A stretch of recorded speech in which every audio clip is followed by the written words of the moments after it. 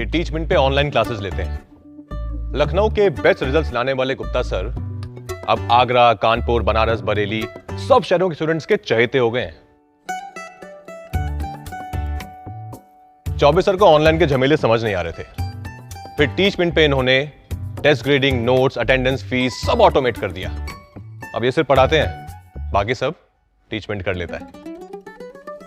और ये मैं हूं, अभी शुरू किया है, पर टीचमेंट के साथ बड़े सपने देखना भी आसान सा लगता है।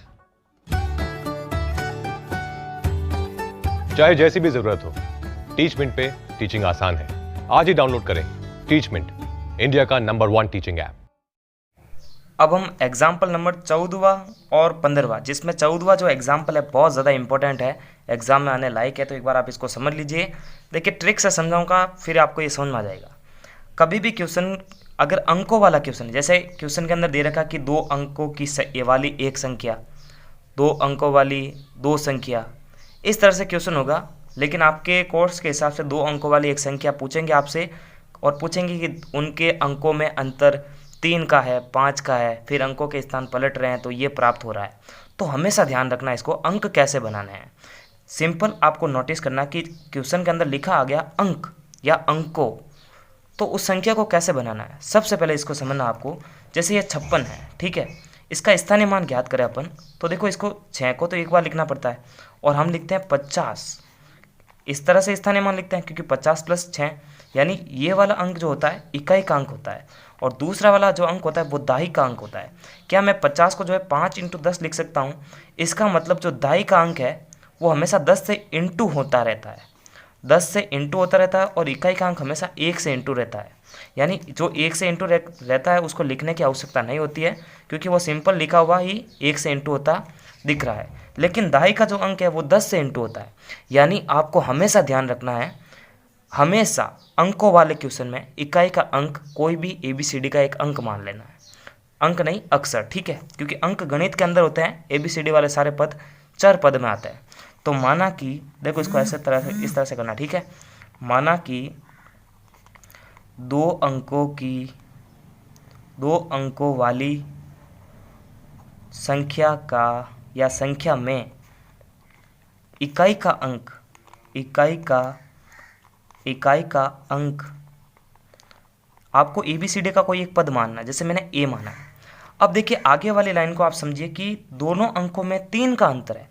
उल्टा समझना, अगर अंतर हो तो इसमें जोड़ देना है, और अगर योग होता है यहाँ पर तो माइनस कर देते, A - 3 कर देते। लेकिन यहाँ पर जब अंतर है तो उल्टा चलना, अगर अंतर दे रखा है तो प्लस करना है, और योग दे रखा है तो माइनस करना है। फिलहाल यहाँ पर अंतर दे रखा है तो दाही का जो अंक मानेंगे अपन, ये दाही के अंक के लिए बात हो रही है, दाही का अंक जो है आप मानेंगे, अगर अंतर दे रखा तो योग करना है, किस में? इकाई के अंक में, यानी A + 3। अब देखिए संख्या कैसे बनाएंगे, तो संख्या, तो 2 अंकों वाली संख्या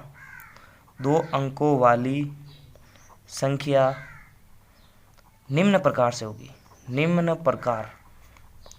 प्रकार से होगी। देखो संख्या कैसे बनाएंगे, ध्यान रखना इस 56 वाले एग्जाम्पल से, कि दाही का अंक तो हमेशा सिंगल संख्या रहती है, लेकिन सॉरी माफ़ करना, इकाई का अंक हमेशा एक सिंगल संख्या रहती है, लेकिन दाही का जो अंक होता है वो हमेशा 10 से इंटू होता रहता है। तो देखो संख्या कैसे बनाएंगे अपन, संख्या हमेशा जो होती है वो इकाई प्लस दाही ऐसे करके बनती है। तो हम क्या करेंगे, इकाई वाले अंक को तो एक बार लिख देंगे, इसमें प्लस करेंगे दाही वाला अंक, ये वाला A + 3, लेकिन ये 10 से इंटू होता है, क्योंकि दाही के स्थान पर कोई भी संख्या होगी तो वो 10 से इंटू होना पसंद करेगी, ठीक है। तो देखो संख्या कैसे बनेगी, ये 10 इस A से इंटू होगा तो 10A प्लस ये 10 इस 3 से इंटू होगा तो 30 होगा, और देखो A तो पहले ही बाहर था। अब इसको तरीके से अगर मैं लिखना चाहूँ तो ऐसे लिख सकता हूँ ना, 10A और A 11A + 30, यानी इस तरह से संख्या हमारे को बनानी आनी चाहिए, ठीक है। अगर 56 वाला एग्जाम्पल आपने समझ लिया कि इकाई का अंक हमेशा किसी एक से इंटू होता रहता है, और दाही का अंक हमेशा 10 से इंटू होना पसंद करता है। अंतर दे रखा तो इस इकाई वाले में वो चीज़ जोड़नी है, योग दे रखा होता है माइनस करते, ठीक है। तो 2 अंकों वाली संख्या निम्न प्रकार से बन चुकी है, 11A + 30। अब देखो आगे वाली शर्त पढ़ो क्वेश्चन की, इसके अंकों को बदलकर प्राप्त संख्या में जोड़ने पर, अंकों को बदल दे और प्राप्त संख्या में जोड़े इस संख्या, ये प्राप्त होने वाली संख्या है, तो जोड़ने पर 143 प्राप्त होता है, यानी बराबर के उस टाइप लिखा जाएगा। तो अब जो है अंकों को पलटने पर, अंकों को बदलने पर, अंकों को बदलने का मतलब कहाँ है, मतलब इसका मतलब क्या होता है, यहाँ पर मत बदलिए आप, यहाँ पर बदल दीजिए, यानी इकाई वाला अंक दाई का हो जाएगा, दाई वाला अंक इकाई का हो जाएगा, यानी ये ए इधर आ जाएगा और ये प्लस 3 जो है उधर चला जाएगा। तो देखो 10 तो अपनी जगह पे ही है, ए यहाँ पे आ गया और 10 इंटू में ए की जगह ए प्लस 3 आ गया। तो देखो इससे ये गुणा होगा तो 10 ए होगा और ये ए प्लस 3 है, तो देखो 11 ए होगा, ये भी 11 ए प्लस 3 हो जाएगा। देखो क्वेश्चन की शर्त पढ़ना, इन अंकों को बदलने पर जो संख्या प्राप्त होगी उसको इसमें जोड़ने पर, इन दोनों का योग करने पर 143 प्राप्त होता है। तो प्रश्नानुसार देखो किस तरह से जो है इक्वेशन बनती है। प्रश्नानुसार समीकरण किस तरह से बनेगी, इन दोनों को जोड़ना है, ठीक है, जोड़कर 143 प्राप्त होता है। तो बराबर के उस तरफ जो है लिखा जाएगा, यानी 11a plus 30 plus 11a plus 3 बराबर 143। ये चीज़ आपको समझ में आ गई तो क्वेश्चन बहुत ईजी है। अब देखो 11a और 11a जो है वो 22a बन जाएगा और ये 30 और 3 हो जाएगा 33 बराबर में है 143। ये 22a इधर ही रहेगा, पक्षांतर हो जाएगा उधर जाके ये, तो 143 माइनस 33, तो 22a बराबर 143 में से 33 जाएगा 110 बचेगा, और सॉरी 110, ठीक है माफ़ करना 110। तो a को तो फ्री रखते हैं क्योंकि a को ज्ञात करना है, तो 110 में 22 का भाग देंगे तो 5 बार जाएगा बराबर, यानी a की जो वैल्यू आई है वो 5 आई है। तो देखो संख्या बना सकते हैं अपन, तो संख्या कैसे ज्ञात हो सकती है, यानी इकाई का जो अंक है वो 5 आ चुका है। अब दाई का अंक ज्ञात करना है, तो दाई का अंक कौन सा है, ये वाला दाई का अंक a प्लस 3, तो a प्लस 3 मतलब 5 प्लस 3 8। अब देखो संख्या कैसे बनती है, पहले इकाई का अंक लिखा जाता था, 5 इकाई का अंक था, दाई का अंक था ये, तो पीछे सी वह संख्या होगी, ठीक है, तो प्राप्त संख्या ये होगी। इस तरह से अगर आपने इस क्वेश्चन को दिमाग के अंदर बिठा लिया, अगर आपको अंक बनाने आ गए, अंक समझ में आ गया आपको, तो बहुत ही सिंपल है, नहीं तो फिर आपको प्रैक्टिस की बहुत ज़्यादा जरूरत पड़ेगी। अब क्वेश्चन नंबर 15 लेते हैं।